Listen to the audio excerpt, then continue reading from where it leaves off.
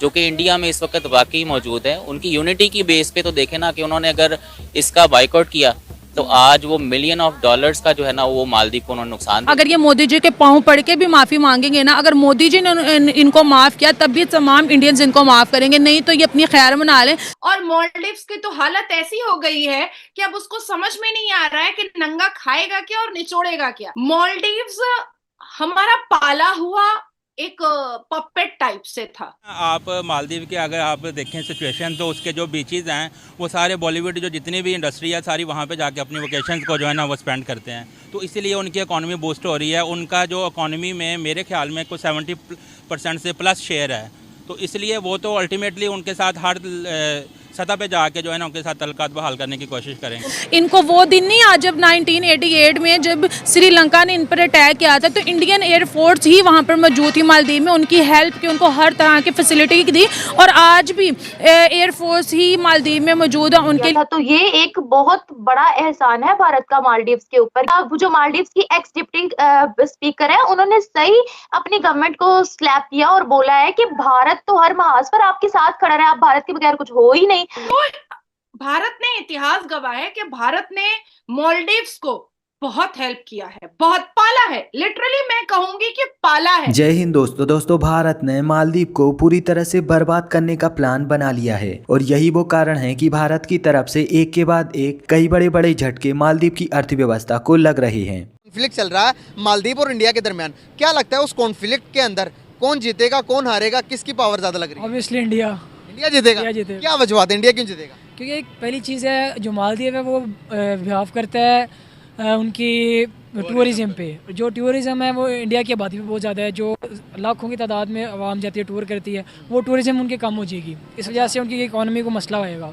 अच्छा, आप क्या समझते हैं? मेरे लिहाज से कि मतलब इंडिया जो है वो हर लिहाज से मालदीव से स्ट्रॉन्ग है, मतलब इकोनॉमी के लिहाज से कर लें और मतलब एज अ मतलब एटॉमिक पावर कह लें, हर लिहाज से इंडिया जो है वो स्ट्रॉन्ग है मालदीव से।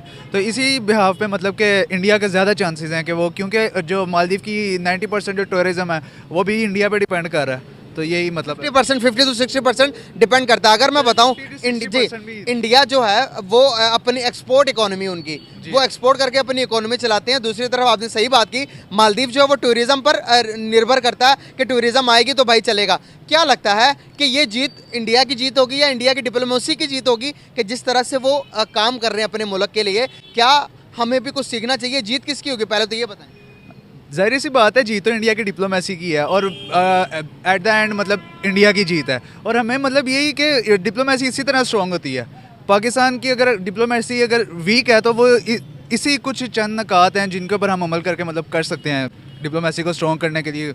अब दरअसल यह तो आप लोग जानते ही हो कि भारत और मालदीव के बीच में जब से पर्यटन को लेकर ये विवाद शुरू हुआ है, तो तब से ही भारत की तरफ से मालदीव को कई बड़े बड़े झटके लग चुके हैं। और अब एक और झटका टाटा ग्रुप की तरफ से मालदीव को ऐसा लग चुका है जो कि वास्तव में मालदीव की अर्थव्यवस्था को चकनाचूर कर देगा। क्योंकि दरअसल हाल ही में टाटा ग्रुप की तरफ से ये घोषणा की गई है कि वह साल 2026 से पहले पहले लक्षद्वीप में ताज ग्रुप की 2 सहायक होटल लक्षद्वीप में खोलेंगे। ये होटल क्योंकि ताज ग्रुप की होटल होंगी तो ये होटल पूरी तरह से लग्जरी होटल होंगी, और इनमें पर्यटकों को सारी सुविधाएं उपलब्ध होंगी। और यही वो कारण है कि जिसकी वजह से इन होटलों के बन जाने के बाद लक्षद्वीप में पर्यटकों की संख्या और भी ज्यादा बढ़ जाएगी। जहां पर लक्षद्वीप में पर्यटकों की संख्या बढ़ेगी तो इसका सकारात्मक प्रभाव हमें भारत की अर्थव्यवस्था पर देखने को मिलेगा, वहीं पर इसके नकारात्मक प्रभाव हमें मालदीव जैसे देशों की अर्थव्यवस्था पर भी देखने को मिलेंगे। क्योंकि मालदीव एक ऐसा देश है जो कि हर तरफ से भारत पर निर्भर है, और केवल टूरिज्म से ही इनकी अर्थव्यवस्था चलती है। तो जब ज्यादातर टूरिस्ट लक्षद्वीप में आएंगे तो इसकी वजह से मालदीव की अर्थव्यवस्था चकनाचूर हो जाएगी। अब टाटा ग्रुप के बाद अंदाजा ये लगाया जा रहा है कि आने वाले समय में अडानी जैसी कई और बड़ी बड़ी कंपनियां भी लक्षद्वीप में अपना पैसा निवेश कर सकती हैं, और वो लक्षद्वीप में एक के बाद एक कई इंफ्रा प्रोजेक्ट लॉन्च कर सकती हैं। तो कुल मिलाकर अब मालदीव ने अपने ही पैरों पर कुल्हाड़ी मार ली है, और ये मालदीव की अर्थव्यवस्था के लिए बहुत ही ज्यादा खराब होगा। एक ऐसा प्राइम मिनिस्टर भी दुनिया में मौजूद है जो सिर्फ अपनी 3 फोटोज अपलोड करता है, 3-4 फोटोज सोशल मीडिया पे अपलोड करता है और पूरी दुनिया को एक दफा सोशल मीडिया को हिला के रख देता है। गूगल पे टॉप ट्रेंड रहता है, गूगल पे ना सिर्फ टॉप 10 सर्चिज में आता है, बल्कि मालदीव्स की गवर्नमेंट को अपने 3 मिनिस्टर भी जो से हैं उन्हें पोजीशन से हटाना पड़ता है। क्या कहना चाहेंगी और इसराइल के हवाले से, जैसे उन्होंने ओपनली स्टेटमेंट दी है अपना लक्षद्वीप के हवाले से? देखिए, अब ये मोदी का भारत है, हम घर में घुसेंगे भी और मारेंगे भी। जब अपनी पाली हुई बिल्ली म्याऊं बोलने लगती है ना और काटने के लिए उठ जाती है, तो ज्यादा कुछ नहीं करना चाहिए, सिर्फ दूसरे दिन उसको दूध का प्याला नहीं देना चाहिए, बस बात खत्म हो जाती है। जाहिर सी बात है, जब मोदी जी के गवर्नमेंट में जब मेड इन इंडिया इस पूरी दुनिया में छा सकता है, जब वेड इन इंडिया मोदी जी की बात मान के की जा सकती है, और देखिए आमिर खान की बेटी की शादी हमारे भारत में ही हुई है, कोई विदेश में जाकर के नहीं हुई है, तो जाहिर सी बात है ना कि लक्षद्वीप तो बहुत खूबसूरत है मालदीव से, बहुत खूबसूरत है। जब घर का खाना ही इतना अच्छा बनता हो और डाइजेस्ट होता हो, तो बाहर का खाना तो जंक फूड कहलाता है ना, उससे पेट खराब होता है, स्किन खराब होता है। तो बस मोदी जी ने इतनी ही तो बात बताई है, एक गोता लगाया है और 3 तस्वीरें ली हैं और पूरी दुनिया में हाहाकार मच गया है। और देखिए काफी दिनों से जो ट्रेंड पे चल रहा है मालदीव, जिसको बायकॉट किया है इंडियंस ने, और बहुत ज्यादा हाइप क्रिएट हुई है सोशल मीडिया के हर प्लेटफॉर्म पे। मालदीव और इंडिया का जिक्र आ रहा है, लक्षद्वीप का जिक्र आ रहा है। अगर हम बात करें इमरा, तो आपको क्या लगता है, बीइंग अ पाकिस्तानी व्यूज अगर हम देखें, तो मालदीव का बायकॉट करने में कितना ज्यादा बेनिफिट हुआ है इंडिया को, और जिस तरह से पीएम मोदी ने अपनी स्ट्रेटेजी प्लानिंग के साथ मालदीव को हटा के लक्षद्वीप को आगे रखा है, और सारे फॉरेनर्स का, सारे मतलब बड़े बड़े प्राइम मिनिस्टर्स का ध्यान इंडिया की तरफ दोबारा आ गया है। क्या समझती है, ऐसा प्लानिंग वाला, स्ट्रेटेजी वाला पीएम दुनिया में कोई हो सकता है जिस तरह से पीएम मोदी ने किया है?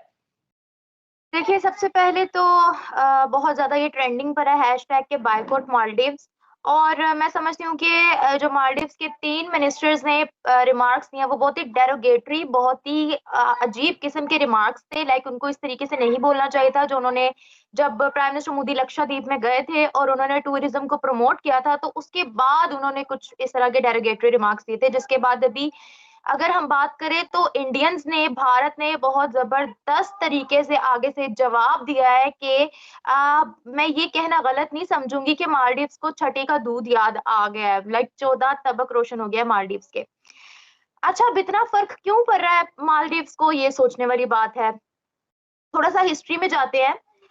मालदीव्स और भारत एक मैरीटाइम बॉर्डर को शेयर करते हैं, एक समुद्री बॉर्डर है इनका। इंडियन ओशन जहां पर लक्षद्वीप मौजूद है, उसकी नॉर्थ साइड पर जो है वो मालदीव्स लगता है।